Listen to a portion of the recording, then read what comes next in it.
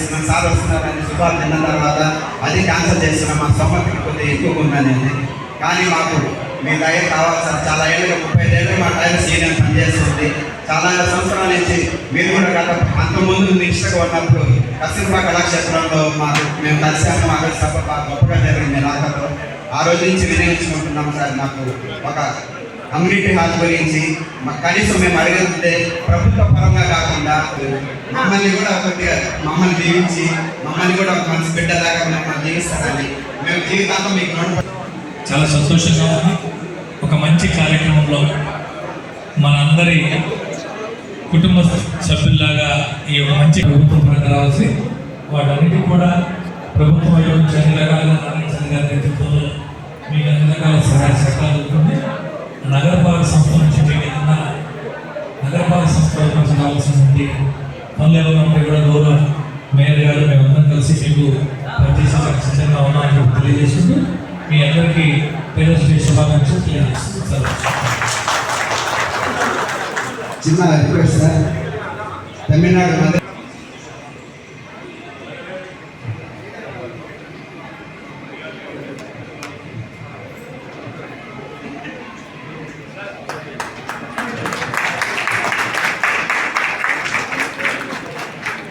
అందరికీ బాగా టైలర్ నేర్చుకొని ఇంకా మంచి మంచి ప్రోగ్రామ్స్ చేయాలని ఇంకా ఎదగాలని ఆశిస్తున్నాను.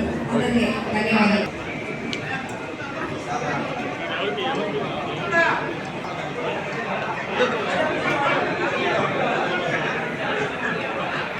అధ్యక్షుడు ఎస్కే గులాం ఖాదర్ గారికి మరియు కమిటీ మెంబర్లకు మరియు వేదికను అలంకరించిన మేయర్ సుజాత గారికి, అదేవిధంగా డిప్యూటీ మేయర్ కుమార్ గారికి, ప్రజాప్రతినిధులకు, ఇక్కడికి వచ్చేసిన పుర ప్రముఖులకు, మీడియా పర్సన్స్ నమస్కారాలు. ముందుగా టైలర్స్ డే సందర్భంగా ఈ యొక్క అసోసియేషన్లో ఉన్న ప్రతి ఒక్కరికి, ప్రతి టైలర్కి నా యొక్క శుభాకాంక్షలు. చాలా సంతోషం. గతం నుంచి నన్ను ఒకటి అడుగుతున్నారు, ఇప్పుడు కూడా మీరు అడిగారు అడగటల్లా, అది అసోసియేషన్కి ఒక ఆఫీస్ కావాలని. మీలాగానే అనేక టైలర్స్ కాదు, అనేక డిఫరెంట్ అసోసియేషన్స్ అడుగుతున్నారు. దానికి ఏం చేయాలి విధంగా ఆలోచిస్తున్నాను. మీకు సమస్యలు కూడా చూడాలి. అంటే సుప్రీంకోర్టు ఒక డైరెక్షన్ రీసెంట్ ఇచ్చింది. మీరు ఇష్టం వచ్చినట్టు సలహాలు ఇవ్వట్లేదు. హైదరాబాద్లో ప్రజాప్రతినిధి ఇస్తే దాన్ని క్యాన్సిల్ కూడా చేస్తుంది. అందువల్ల ఎలా అయ్యింది అనేది ఖచ్చితంగా సుప్రీంకోర్టు డైరెక్షన్కి ప్రకారం ఏం చేయాలి, ఎలా చేయాలని ఖచ్చితంగా. ఎందుకంటే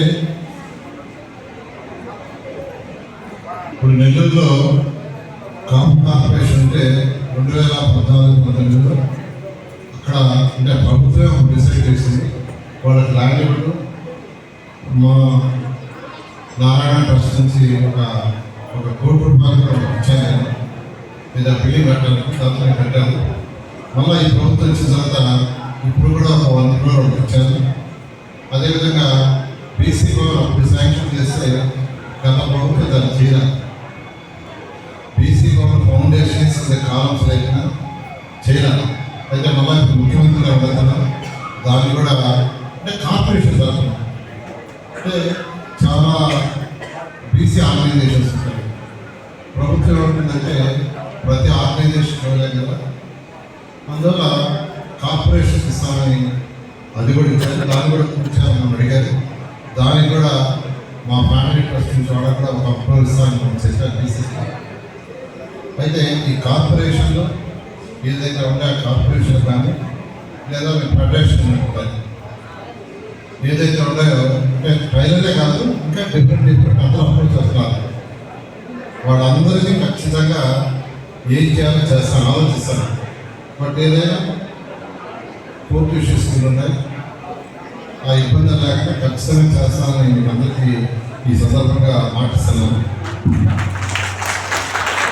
దీంతో పాటు తన సొంత ఇల్లు కూడా ఏదో మమ్మీ కుటుంబీషన్కి పంపించేసిన మొదలైకి చెందిన శరత్ కుమార్ దంపతులు ఒకసారి ముందుకు రావాల్సింది కోరుతున్నాను. నిజంగా ఇటువంటి వాళ్ళని మనం అప్రిషియేట్ చేయాలి.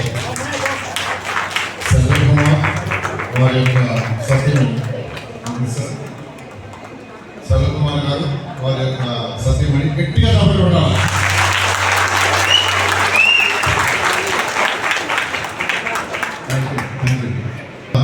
ప్రభుత్వం తరఫున కూడా ఈ మధ్య చాలా శిక్షణ కార్యక్రమాలు పెట్టారు. ట్రైనింగ్ వాళ్ళకి మిషన్లు కూడా ఇవ్వాల్సింది ఇంకా ఇవ్వలేదు, అది కూడా త్వరలో ఇవ్వడం జరుగుతుంది. ఇప్పుడే నేను ఆ యొక్క సర్వేపల్లి పెన్నారలో ఆ కట్ట మీద ఒక రోడ్డు లేదు, దాదాపు 50 ఏళ్ళ నుంచి లేదు, 50 years నుంచి పొద్దు కట్ట ఉంటాం. 4 రూపాయలు వస్తాయని దీనికి సొంతంగా ఇచ్చాను.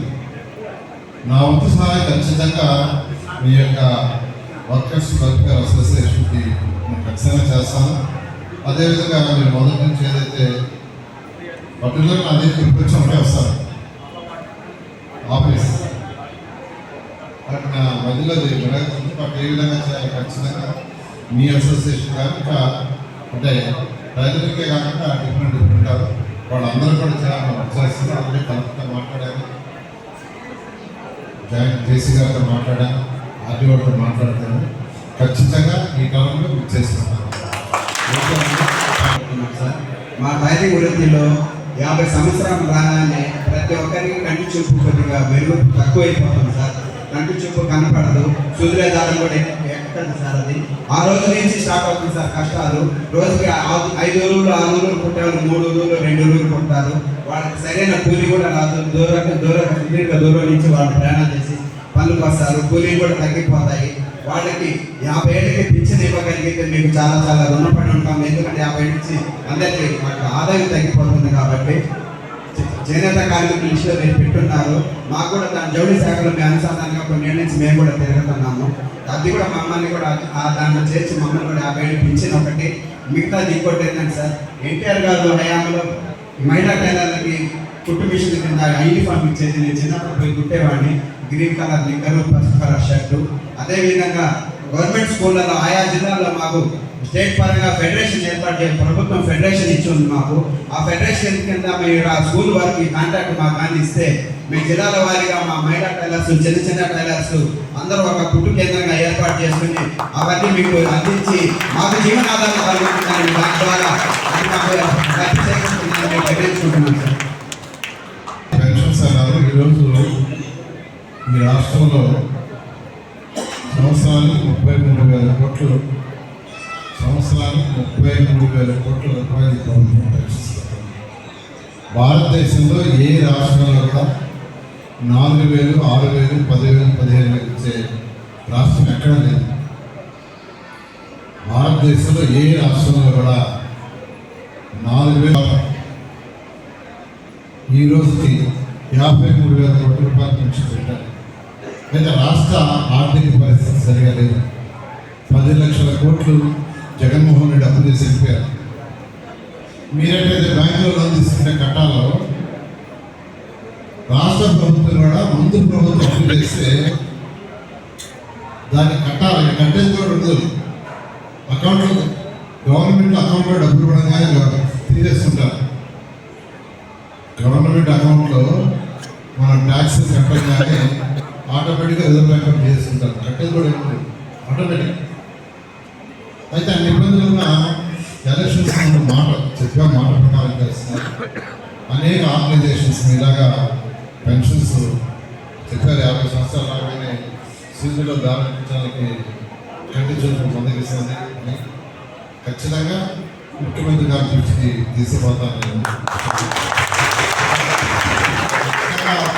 ప్రాజెక్ట్ అయితే కొంత సమయం పడుతుంది. ఆర్థిక పరిస్థితి మెరుగుపడితే సీఎం గారు చాలా దగ్గర ఆయన చాలా డబ్బులు అంటే అసలు ఎప్పుడు అడిగినట్టు చేస్తాడు. కాబట్టి అది ఒకటి చేస్తాను. రెండోది ఈ యొక్క గవర్నమెంట్ యూనిఫామ్స్ అన్నారు. నేను ఎడ్యుకేషన్ డిపార్ట్మెంట్తో ఒకసారి మాట్లాడతాను. ప్రస్తుతం ఎలా చేస్తున్నారో ఎక్కడి నుంచి నేను కనుక్కొని ఈరోజు ఈ అవకాశం ప్రత్యేక ధన్యవాదాలు తెలియజేస్తున్నాను.